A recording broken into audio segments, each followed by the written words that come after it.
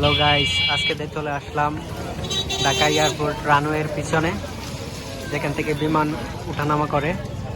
এই জায়গায় এই পাঁচটাতে বিমান উঠে, একটু পরে নামবে।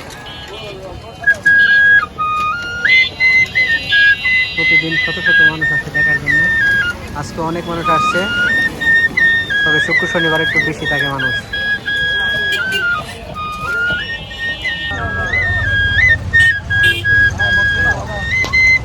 ওই যে আরো একটি আসতেছে, ওয়েট করেন, আর কিছুক্ষণ দেখতে পারবেন। ওই যে আরো একটি বিমান চলে আসছে।